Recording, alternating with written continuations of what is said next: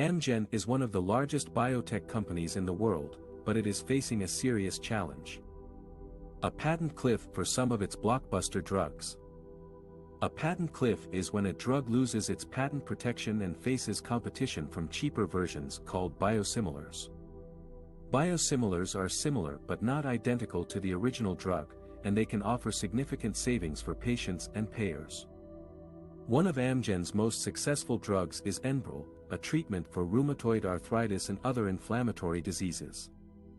Enbrel was first approved in 1998 and has generated more than $70 billion in sales for Amgen. But Enbrel's original patent expired in 2012, and since then, Amgen has been fighting to keep biosimilar rivals off the market. Amgen has done this by creating a patent thicket around Enbrel, which is a strategy of filing multiple patents on different aspects of the drug, such as its formulation, manufacturing process, and delivery device. Amgen has over 50 patents on Enbrel, some of which extend until this makes it very difficult and costly for biosimilar makers to challenge Amgen's monopoly. One of the biosimilar makers that tried to enter the market was Sandoz, a division of Novartis. Sandoz developed a biosimilar version of Enbrel called Erelzi, which was approved by the FDA but Amgen sued Sandoz for infringing on its patents, and so far, Amgen has won every court battle. In 2021, a federal appeals court upheld Amgen's patents, effectively blocking Erelzi from launching until another drug that Amgen is trying to protect from biosimilars is Neulasta, a treatment for low white blood cell counts caused by chemotherapy. Neulasta was approved in 2002 and has brought in over $40 billion in sales for Amgen. But Neulasta's last material U.S. patent expired in 2015, and since then, several biosimilars have been approved by the FDA. However, Amgen has been able to maintain its market share by lowering its prices and offering discounts and rebates to customers. Amgen has also launched a new version of Neulasta called Onpro, which is a wearable device that automatically delivers the drug after chemotherapy. Onpro has a separate patent that expires in 2024, and it accounts for over half of Neulasta's sales.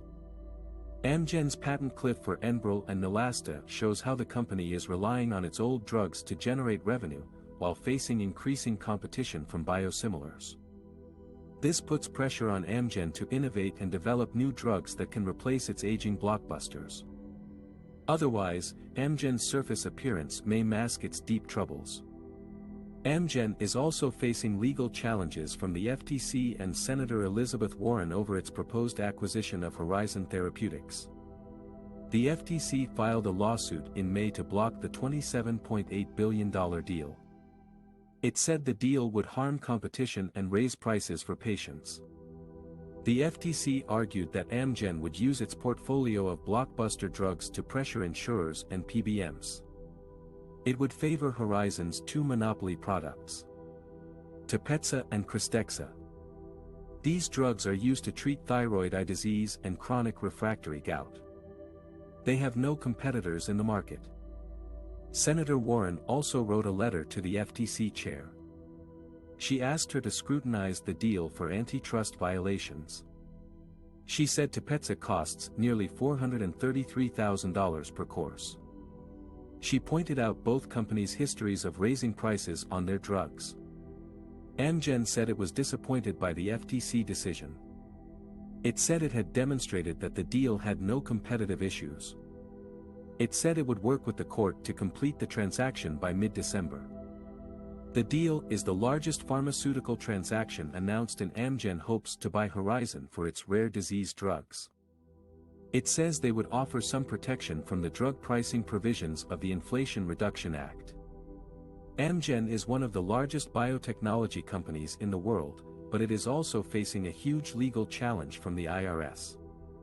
The agency claims that Amgen owes $10.7 billion in taxes and penalties for underreporting its income from 2010 to this is because Amgen used a controversial tax strategy that shifted most of its profits to a subsidiary in Puerto Rico, where corporate taxes are much lower than in the U.S.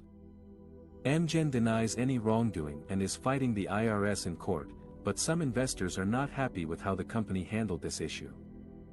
According to a lawsuit filed by a pension fund in Michigan, Amgen failed to disclose the tax dispute to the public until August 2021, when it revealed that it had received a notice of deficiency from the IRS for $8.7 billion for the years 2010 to. The company also said that it expected a similar notice for the years 2013 to 2015, which would bring the total amount to $10.7 billion. The lawsuit alleges that Amgen's stock price was artificially inflated by this concealment, and that investors suffered losses when the truth came out.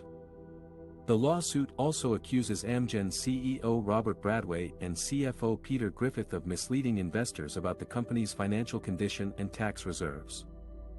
The plaintiffs claim that Amgen did not take any meaningful accrual or provision for the potential tax liability, and that it made false and misleading statements about its tax strategy and its compliance with tax laws. The lawsuit seeks class action status and damages for investors who bought Amgen shares between July 2020 and April. Amgen has said that it believes the IRS demands are without merit, and that it has strong arguments to defend its position. The company has also said that it believes its tax reserves are appropriate and adequate.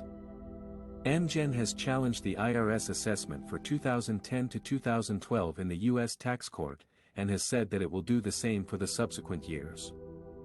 The company has also faced scrutiny from the Senate Finance Committee over its tax practices, which resulted in an effective tax rate of 10.8%. In Amgen's tax dispute is one of the largest and most complex in corporate history, and it could have significant implications for its future growth and profitability.